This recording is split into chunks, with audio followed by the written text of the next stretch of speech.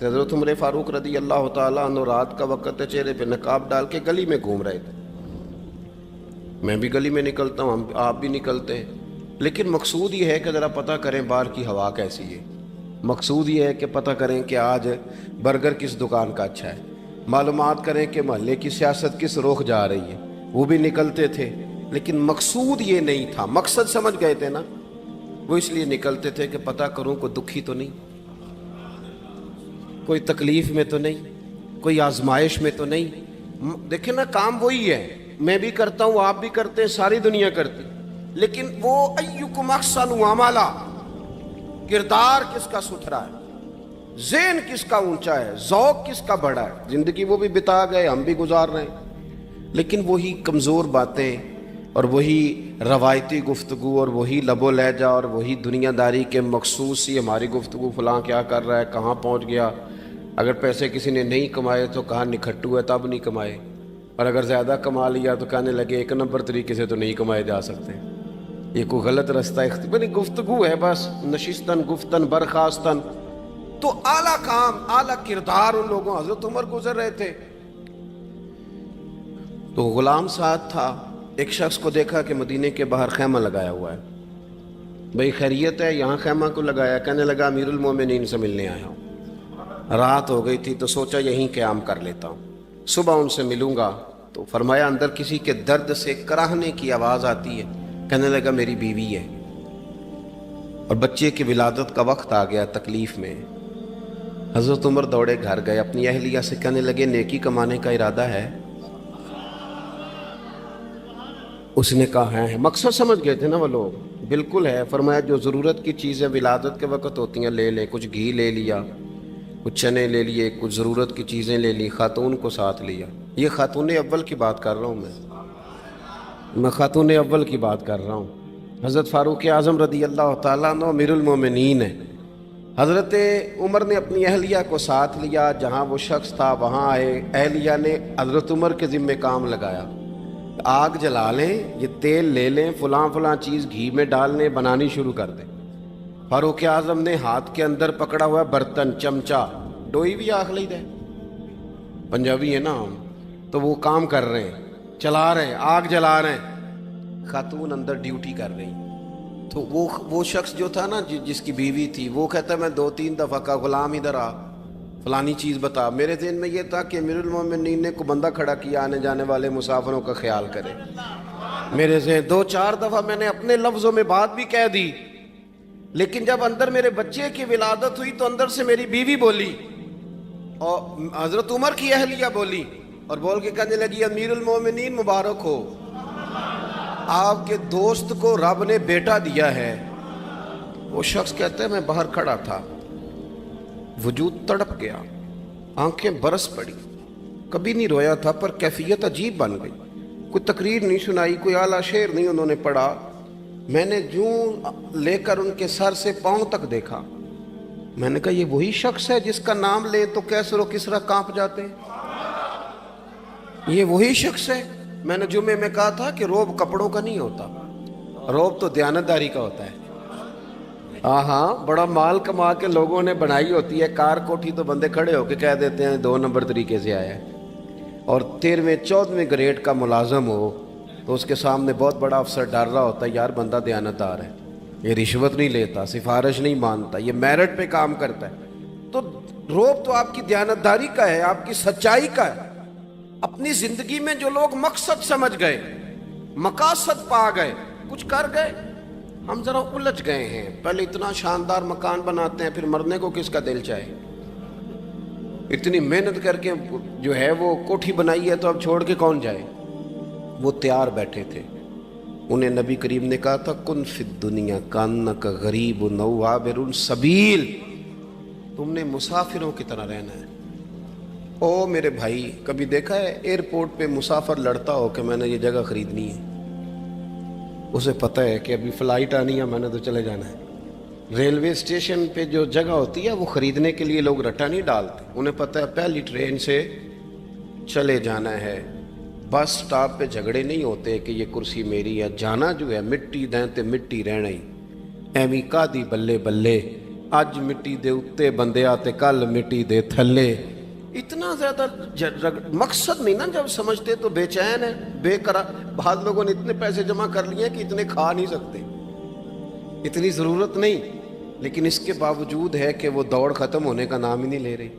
हज़रत सिद्दीक़ अकबर रज़ी अल्लाह ताला अन्हु अमीरुल मोमिनीन है। बादशाहों के बड़े बात होती है। हमारे मुल्क में ऐसे भी बादशाह गुजरे हैं कि जो सफ़र पे जाते थे तो खानसा में भी ले जाते थे, बावर्चियों को भी लेके जाते थे कि खाना मेरी मर्ज़ी का होना चाहिए। हज़रत अबू बकर सिद्दीक़ ने पानी मांगा, अमीरुल मोमिनीन, तो सहाबा ने ना शहद मिला पानी पेश किया। कोई इतनी लंबी बात तो नहीं, लेकिन सिद्दीक़ अकबर रो ही पड़े, और इतना रोए कि हिचकियाँ बन गई। लोग कहते हैं पता नहीं था किस बात पे रो रहे हैं, पर हम भी रो पड़े। हुजूर आप क्यों रोते हैं? तो आप फरमाने लगे, यार मुझे आसानियों में मुब्तला करने लगे हो, मुझे इन दुनिया की लज़्ज़ात में उलझाने लगे हो। मैं हुजूर की बारगाह में बैठा था तो अल्लाह के रसूल फरमा रहे थे, पीछे हट जा, पीछे हट जा, पीछे हट जा।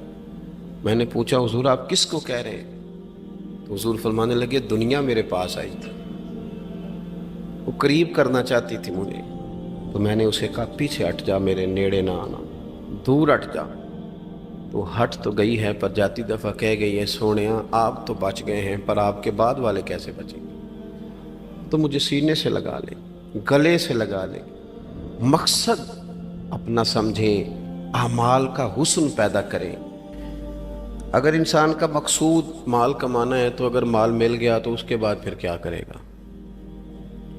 किसी ने तय कर लिया था कि बहुत बड़ी गाड़ी और बहुत बड़ा बंगला मुझे चाहिए, तो वो बंगला उसे मिल गया, गाड़ी आ गई। अब तो मकासद क्योंकि तय नहीं होते, तो जो चीज़ इंसान छोटा सा मकसद तय करता है वो उसे हासिल हो जाता है। मैंने मुल्क से बाहर जाना है, घर सेट करना है, साथ वाला प्लाट लेना है, हो गया सारा कुछ। तो अब वो फिर इंसान बेचैन हो जाता है, परेशान रहता है, कहता है समझ नहीं आती मतलब मकसूद क्या है। अल्लाह तबारक व तआला ने तो एक तिनका बेमकसद पैदा नहीं किया, तो इतना सोना इंसान कैसे बेमकसद पैदा कर? तो रब करीम ने हमें बताया कि मकसद तो तुम्हारा है। मकसद है अल्लज़ी खलक़ल मौता वल हयाता लियब्लुवकुम अय्युकुम अहसनु अमला। उसने मौत और हयात इसलिए पैदा की है ताकि पता चले तुम में अच्छे अमल कौन करता है, तुम किस कदर ज़्यादा अपने रब की इबादत करते हो, किस कदर ज़्यादा हुस्ने अखलाक का मुज़ाहरा करते हो, किस कदर ज़्यादा लोगों की खिदमत करते हो, किस कदर ज़्यादा तुम दीन की तबलीग में, इशात में, अबलाग में, तरवीज में किरदार अदा करते हो। बामकसद तुम्हें बनाया, बामकसद अच्छा तरीन अमल तुम में से कौन करता है। इसलिए मौत और हयात पैदा की थी कि तुमने सुथरे से सुथरे अमाल, बेहतर से बेहतर किरदार, आला से आला तुम्हारा अंदाज़े ज़िंदगी। देखें, हमने लोगों के साथ मिल के रहना होता है, बहुत सारी चीज़ें ऐसी होती हैं कि जो तकलीफ़ का सामान बनती हैं। अब इन्हीं लोगों के साथ अल्लाह ने हमें मिल के रहने का हुक्म दिया, इनके हुकूक अदा करने का हुक्म दिया, तो साथ साथ ना दरगुजर का भी कहा, माफ़ी का भी कहा। जब इंसान माफ़ी कर देने वाला हो जाता है, दरगुजर वाला हो जाता है, तो फिर वो बड़ा हो जाता है, बड़े दिल वाला हो जाता है, बड़े हौसले वाला हो जाता है, बड़े ज़रब वाला हो जाता है, उसकी ज़िंदगी हसीन होती। तो यहाँ आए थे कुछ काम करने, वो जो हमने मकसूद बनाए थे ना, मतलब अच्छे कपड़े, अच्छी दुनियादारी, अच्छी गाड़ी, अच्छा मोबाइल सेट, वो चूँकि मकसूद नहीं था तो उन चीज़ों के हुसूल के बावजूद भी लोग परेशान हैं। मकसूद ये था कि बेहतरीन अमल, सोना अमल, आला तरीन अमल मेरे रसूल पाक सल्लल्लाहु अलैहि वसल्लम के ग़ुलामों ने ना वो अमल करके दिखाया।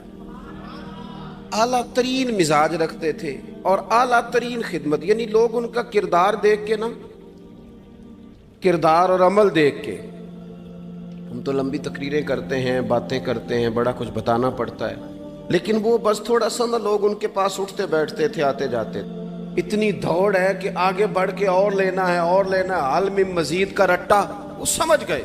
हम ना अड़े हुए हैं। बहुत सारे लोग ऐसे हैं जिन्हें सही बात का पता चल गया है, वो फैसला करने में देर कर रहे हैं। उन्हें समझ आ गई है कि बेहतर यही है कि मैं वक्त पे मस्जिद आया करूं, انہیں سمجھ آ گئی ہے بہتر یہ ہے کہ سویرے اٹھ کے نا واٹس ایپ بعد میں دیکھوں، پہلے قرآن پاک کی زیارت کر لیا کروں۔ سمجھ انہیں ہے، سمجھ ہے کہ باتیں زیادہ کرنے سے بہتر ہے درود و سلام زیادہ پڑھا جائے، پتہ انہیں ہے، وہ فیصلہ ہی نہیں کر رہے، ارادہ نہیں بنا رہے، توجہ نہیں کر رہے۔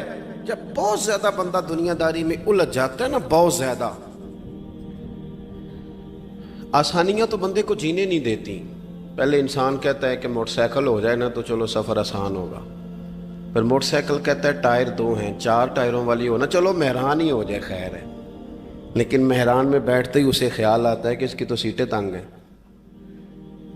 پھر اس سے بڑی گاڑی چاہیے۔ یہ روز دوڑ ہے، بانج فقیروں کسے نہیں ماریا اے ہوئی چور اندر دا، یہ دوڑ ہے، یہ ختم۔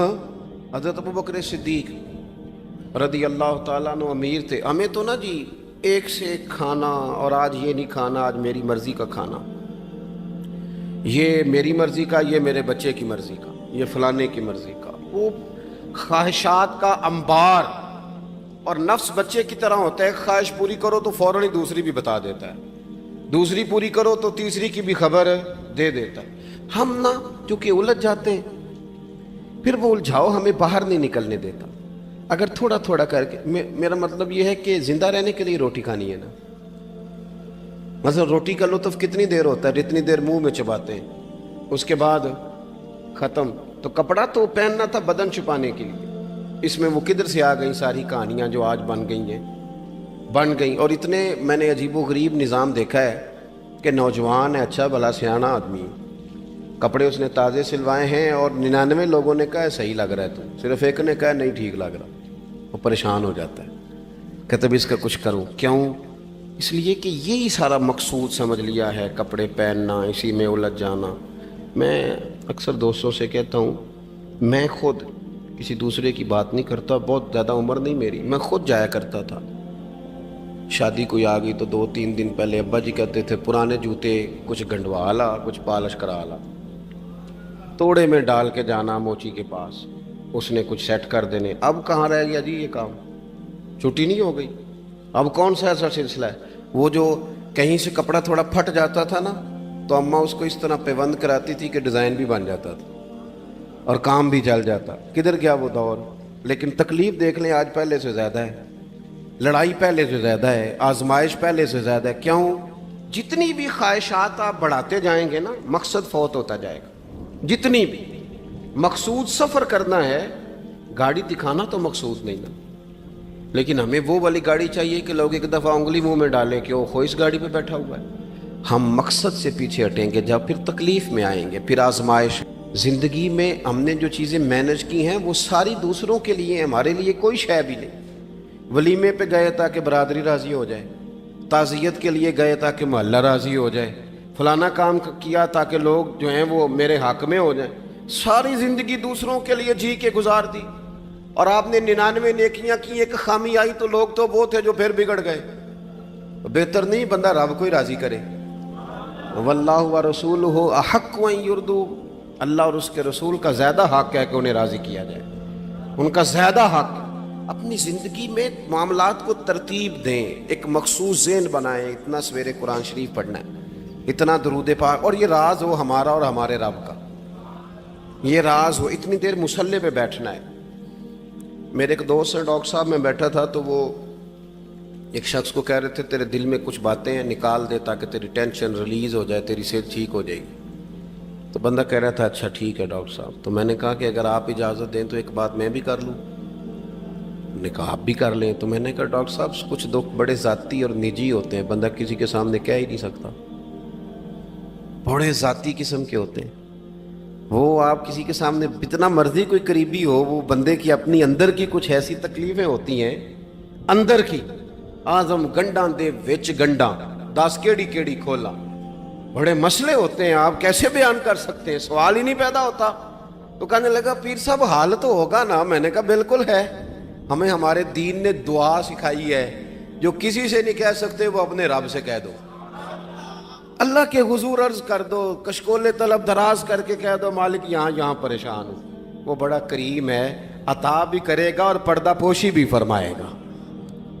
اپنے اللہ کے ساتھ اپنا تعلق مضبوط کریں، اپنی زندگی میں حسن اعمال کا پیدا کریں، اعمال کا، کہانیوں کا نہیں، باتوں کا نہیں، تصویروں کا نہیں، نئی سے نئی پکچر کا نہیں، اعمال کا، اور خوبصورت ترین طریقہ ہو۔ دیکھیں نا، مشکل سے بھی تو نماز پڑھنی ہے نا۔ سویرے ابا بڑے غصے میں تھے تو پھر مجھے اٹھنا ہی پڑا، تو اس طرح بھی تو پڑھنی ہے۔ تو اگر بندہ ذوق سے اٹھے اور ذرا سونا کر کے وضو کرے اور ذرا صحیح کر کے مصلی بچھائے اور سجدہ کرے تو ذرا ذوق سے کرے، مجھے سوز دے، مجھے ساز دے، مجھے نیم شب کا نیاز دے، دم سجدہ خود کو میں توڑ دوں، مجھے ایسا ذوق نماز دے۔ اس ذوق کے ساتھ آگے بڑھے۔ مقاصد جب بندہ سمجھ جاتا ہے نا، مقاصد، پھر اس کے لیے آسانی ہوتی ہے۔ میں نے عرض کیا تھا زیادہ باتیں نہیں کرنی، مقصود تو ایک پیغام دینا ہے۔ اب ہم نے جانے والوں کے لیے کیا کرنا ہے؟ ایک تو یہ کہ اپنا مقصد ٹھیک کرنا ہے کہ جو رخصت ہو گئے، اپنے بزرگوں کو نا یاد رکھیں۔ اصل کام ہے ان کو بول کے بتائیے۔ سال کے بعد ختم، بڑی اچھی بات ہے، سسماہی، ششماہی، سیماہی سب ٹھیک ہے، ان کو یاد رکھیں۔ حضور نہ یاد رکھتے تھے، اپنی والدہ کا ذکر کرتے تھے، اپنے والد کی بات کرتے تھے، اپنے دادا کا ذکر کرتے تھے، اپنے جانے۔ سیدہ خدیجہ الکبریٰ رضی اللہ تعالیٰ عنہ وصال کر گئیں تو حضرت عائشہ کہتی ہیں حضور اکثر گھر میں ان کا ذکر کرتے تھے۔ اپنے بزرگوں کو یاد رکھیں، ان کا ذکر کریں، ان کو نا، والد کے لیے نا والد ہونا شرط ہے، پی ایچ ڈی ہونا شرط نہیں۔ والد کے لیے والد ہونا شرط ہے، مفتی ہونا شرط۔ والد ان پڑھ بھی ہو تو بچے کو سمجھانے کا سلیقہ سے اللہ اسے عطا کاری دیتا ہے۔ ماں بالکل ان پڑھ بھی ہو تو بچوں کو سمجھانے کا طریقہ اللہ اسے، ان سے سیکھیں، ان سے سیکھیں۔ میرے والدہ اور والدہ دونوں اپنا نام نہیں لکھ سکتے تھے، تو میں اپنے دوستوں سے کہتا ہوں مجھے کبھی موقع ملے تو میں کئی جلدوں میں کتاب لکھ سکتا ہوں اپنے ماں باپ، اس لیے کہ وہ جو ہمیں سکھا گئے، جو بتا گئے، وہ انہی کا خاصہ تھا۔ تو اپنے ایک تو جانے والوں کو یاد رکھیں، دوسرا ان کے لیے دعا کریں تو درد سے کریں، سونی کر کے کریں، صحیح کر کے کریں، اکیلے بیٹھ کے کریں۔ دعا کا سب سے زیادہ تعلق آپ کے دل کی آواز کے ساتھ ہوتا ہے، اور جس طرز میں حضور نے ہمیں حدیث سکھائی ہے نا، اس رنگ میں کبھی آپ حدیث کو سیکھیں، سمجھیں نا۔ حضور فرماتے ہیں جس طرح دریا میں ڈوبنے والا سہارا تلاش کرتا، دریا میں اسے کتنی کو جلدی ہوتی ہے، غوطے لگ رہے ہوتے ہیں، وہ اس طرح کا نہیں ہوتا کہ میں عصر کی نماز کے بعد پھر آؤں گا تجھے نکالنے، اس طرح تو نہیں نہ ہوتا۔ دریا میں ڈوبنے والا جس طرح کشتی سہارا تلاش کرتا ہے، حضور فرماتے ہیں اس طرح قبر میں جانے والا دعاؤں کا انتظار کرتا ہے۔ آپ نے دیر کر دی دعا مانگنے میں، ختم دلانے میں دیر کر دی۔ کت صبح و شام ہمہ وقت دعا، ابھی آپ آیتیں سن رہے تھے سورہ ابراہیم کی، اللہ نے نماز میں رکھ دی، ربنا اغفر لی ولی وللمؤمنین یوم یقوم الحساب۔ ایک تو نے یاد رکھیں، خوب دعا کریں، اور دوسرا کوشش کریں کہ وہ جو نیکیاں کرتے تھے وہ نیکیاں بھی جاری رہیں، جن لوگوں سے ان کا اچھا تعلق تھا وہ تعلق بھی قائم رہے۔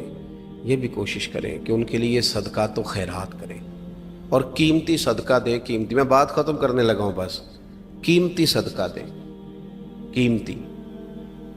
15 تولے سونا گھر میں پڑا ہوتا ہے، قیمتی ہوتا ہے نا۔ کبھی کسی نے چوک میں بتایا کہ آج 15 تولے سونا میرے گھر میں پڑا ہے؟ بولو نا، لگتا ہے تو 10 چھڑنا ہے۔ اگر گھر میں 50 لاکھ روپے کیش پڑا ہو تو چوک میں گلی میں آ کے آپ بات کریں کہ گھر میں پیسے پڑے ہیں؟ کیوں؟ کہ وہ قیمتی ہیں، کوئی لے نہ لے۔ تو یہ جو 5000 مسجد دیکھ کے سارے محلے کو بتاتے ہو، یہ بھی صدقہ تھا، یہ بڑا قیمتی چیز تھی، یہ بتانے والا نہیں تھا، یہ تو نیکی تو قیمتی تھی۔ قیمتی چیز جو ہوتی ہے وہ تو چھپائی جاتی ہے کہ بتائی جاتی ہے؟ یہ جو بیٹیاں ہیں نا اسلام کی، مائیں بہنیں، یہ قیمتی ہیں، اس لیے اسلام انہیں کہتا ہے تم گلیوں اور چوکوں میں آنے والی نہیں، قیمتی چیزیں، قیمتی چیزیں گھر کے اندر رہا کرتی، تم قیمتی چیزیں ہو، تمہارا وجود قیمتی ہے، تم کبھی ماں ہو، کبھی بیٹی ہو، کبھی بہن ہو، کبھی بیوی ہو، قیمتی ہو۔ اس لیے تمہیں اسلام کہتا ہے کہ گھر کے اندر رہو گی تو تمہاری قیمت رہے گی۔ کچھ چیزیں ایسی ہیں جو چوکوں میں گلیوں میں پھیل جائے تو ان کی قیمت نہیں رہتی، اس لیے تمہیں کہا جاتا ہے کہ گھر میں رہو۔ یہ جو تمہیں چونکوں میں لاتے ہیں یہ تمہیں بے وقت کرنا چاہتے ہیں، بے قیمت کرنا چاہتے ہیں۔ انسان تھوڑی دیر کے لیے، اگر تھوڑی دیر کے لیے غور کرے تو بڑے بڑے جانور انسان سے بڑے طاقتور ہیں، لیکن اللہ نے ان کی نکیل انسان کے ہاتھ میں تھما دی۔ اتنا بڑا جہاز ہے، ٹنوں وزن لے کے چل رہا ہے، انسان کے بس کی بات نہیں کہ وہ کئی لوگ لگ کے بھی اس کو اٹھا سکیں، لیکن اللہ نے اس کے قبضہ و اختیار میں کر دیا ہے۔ فرمایا هو الذی خلق لکم ما فی الارض جمیعا، زمین میں جو کچھ ہے سارا تیرے لیے بنایا ہے، آسمان میں جو ہے سارا تیرے لیے بنایا ہے۔ وما خلقت الجن والانس الا لیعبدون، فرمایا کل کائنات میں نے تیرے لیے بنائی ہے اور تجھے میں نے اپنی عبادت کے لیے پیدا فرمایا ہے۔ تو جنوں اور انسانوں کو اللہ نے اپنی عبادت کے لیے تخلیق فرمایا۔ مقصد زندگی، مقصد تخلیق، دنیا میں آنے کا مقصد اولین اور مقصد آخرین اللہ کی عبادت، اللہ کی معرفت، اللہ کی طرف توجہ، اللہ کی طرف رجوع، یہی ایک مقصد تھا انسان کے آنے کا۔ اسی کو قرآن نے بیان کیا تھا۔ اپنے اپنے مقاصد، درود شریف پڑھنے والے بلند، صلاۃ و سلام علیک یا سید یا رسول اللہ۔ اپنے اپنے مقاصد، اپنے اپنے معاملات کو ہم نے ترتیب دے لیا ہے۔ صبح سے شام تک کے معاملات سارے کے سارے ہمارے ذاتی، نجی اور ہمارے اپنے بنائے ہوئے مقاصد کے تحت گزر رہے ہیں۔ حالانکہ رب کریم نے فرمایا کہ انسان، میں نے تجھے اپنی عبادت کے لیے بنایا ہے، اپنے لیے تجھے بنایا ہے، تو میری بارگاہ میں سجدہ ریز ہو، تو میری بارگاہ کی طرف توجہ کرے، تو میرے لیے تسبیح پڑھے، تو تحلیل کے جملے بولے، تو تکبیر کہے، تو میرے محبوب پہ نازل ہونے والے قرآن کی تلاوت کرے۔ تجھے تو اس لیے بنایا تھا۔ عبادت کا معنی یاد رکھیے گا، عبادت کا معنی فقط نماز پڑھنا نہیں، عبادت کا معنی صرف نماز پڑھنا نہیں، نماز عبادت کا ایک جز ہے، نماز عبادت کا ایک حصہ ہے۔ عبادت نماز پڑھنے کا نام نہیں، عبادت روزہ رکھنے کا نام نہیں، عبادت صرف اور صرف حج کرنے کا نام نہیں، فقط ذکر فکر کرنا عبادت نہیں، بلکہ اللہ کا حکم ماننے کا نام عبادت ہے۔ خدا رسول کی بات ماننے کا نام عبادت ہے۔ جہاں جانے کا خدا حکم دے وہاں چلے جاؤ، یہ عبادت ہے۔ جہاں جانے سے منع کر دے وہاں کبھی نہ جاؤ، یہ عبادت ہے۔ اگر نماز پڑھنے کا نام ہی عبادت ہوتا تو پھر فجر کی فجر کے وقت کیوں پڑھنی پڑتی، پھر ظہر میں ہی کیوں فرض ہوتی، پھر عصر کا وقت مغرب میں جا کے کیوں نہ شروع کیا جاتا، پھر انسان کی مرضی تھی جب پڑھ لیتا۔ فرمایا نہیں، عبادت میری ہے، اصل میری اطاعت ہے۔ میں جب کہوں کہ یہ فجر کا وقت ہے تو تجھے فجر مان کے پڑھنا، جب کہوں ظہر کا وقت ہے تو ظہر مان کے۔ ہم نے عبادت کو مخصوص کر دیا، مسجد میں چلے جانا، نفل پڑھ لینا، کچھ دیر قرآن شریف پڑھ لینا، کچھ دیر اللہ کی عبادت کر لینا، کچھ دیر ذکر اذکار کر لینا، اس کا نام عبادت ہے۔ اور باہر نکل کے بے شک جھوٹ بولے، باہر نکل کے بے شک غیبت کرے، باہر نکلے اور کم تولے، باہر نکلے اور اپنی من مرضی کرے، تو یہ عبادت نہیں۔ اس لیے کہ ہم اس خدا کے ماننے والے ہیں جو صرف مسجد میں نہیں ہوتا، بلکہ جلوہ تیری ذات کا کو بکو ہے، میں جدھر دیکھتا ہوں ادھر تو ہی تو ہے۔ ہمارا خدا صرف مسجد میں نہیں ہے، اللہ ہر جگہ ہے۔ جے میں تینوں اندر جانا پھر مقید جانا، جے میں تینوں باہر سمجھا اندر کون سمانا، اندر بھی تویں باہر بھی تویں وچ بلا کون نمانا۔ اصل بات یہ ہے کہ جب خدا ہر جگہ ہے تو اللہ تبارک و تعالیٰ کا حکم ہر جگہ ماننا ہے، ہر جگہ اطاعت کرنی ہے، ہر لحاظ سے۔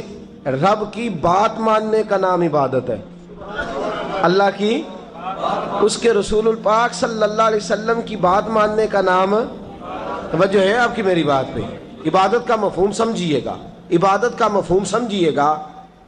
ہمارا وہ دین نہیں جو پنڈتوں، جوگیوں، راہبوں کا مذہب ہے کہ جنگلوں میں نکل جاؤ، تسبیح لے لو، میں کھٹکتا ہوں دل عالم میں کانٹے کی طرح اور تو فقط اللہ اللہ اللہ۔ یہ مذہب نہیں۔ ہمارا دین کہتا ہے مسجد میں بیٹھ کے جو ذکر کرے گا اسے بھی ثواب ملے گا، اور جو محنت کر کے کما کے بچوں کو کھلائے گا اسے بھی ثواب ملے گا۔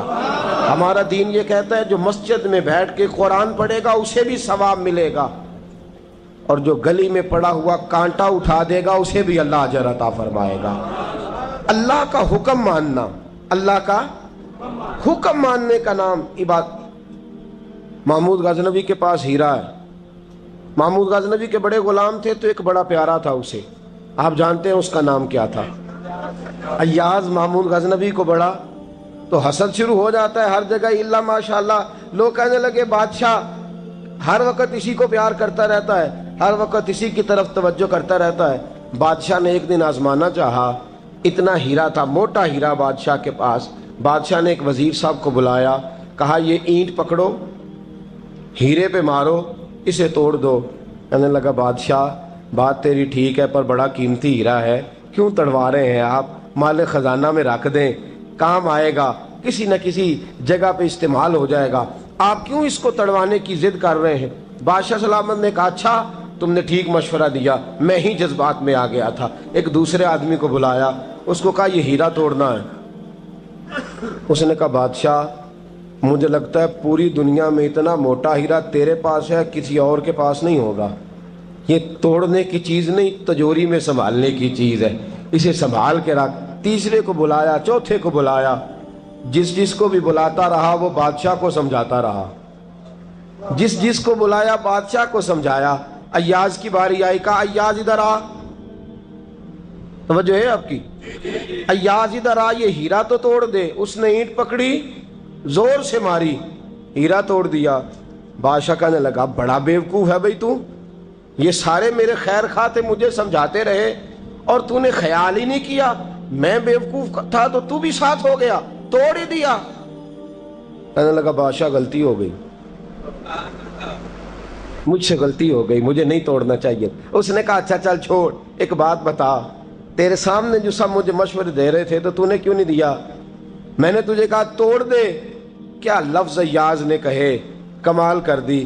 کہنے لگا بادشاہ میرے دل میں خیال آیا ہیرا ٹوٹتا ہے تو ٹوٹ جائے، میرے بادشاہ کا حکم نہیں ٹوٹنا چاہیے، یہ ٹوٹتا ہے تو ٹوٹ جائے، یہ کرچی کرچی ہوتا ہے تو ہو جائے، خزانہ خالی ہوتا ہے تو ہو جائے، لیکن میرے مالک کا حکم نہیں ٹوٹنا چاہیے۔ بادشاہ میں ہر چیز توڑ دوں گا پر میں تیرا حکم نہیں توڑ سکتا۔ بس دوستو یہی عبادت ہے، بلا مثال و بلا تشبیہ بات سمجھیے گا۔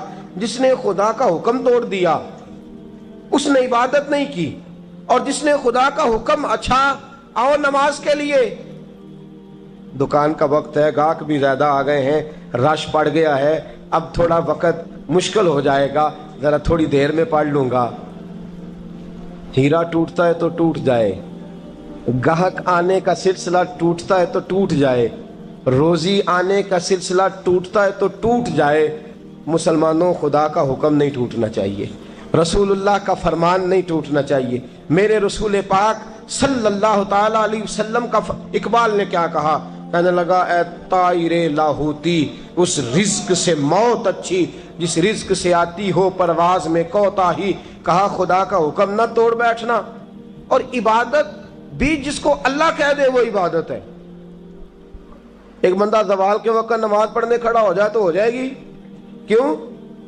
نماز نہیں پڑھ رہا؟ اچھا میں آپ کو روایت سناتا ہوں، شیر خدا مولا کائنات حضرت علی المرتضیٰ رضی اللہ تعالیٰ عنہ فرماتے ہیں رسول پاک صلی اللہ علیہ وسلم نے ہمیں منع فرمایا جب عید الفطر کا دن ہو یا عید الاضحیٰ کا دن ہو تو تم نے کیا کرنا ہے؟ فجر کی نماز پڑھنی ہے، اس کے بعد اشراق چاشت نہیں پڑھنی، فجر سے لے کر عید کی نماز تک درمیان میں کوئی نماز نہ پڑھنا۔ جب عید کی نماز ہو چکے پھر تمہیں اجازت ہے جتنے مرضی نفل پڑھو، لیکن فجر سے لے کر عید تک تم کوئی اور نماز نفل درمیان میں نہ پڑھنا۔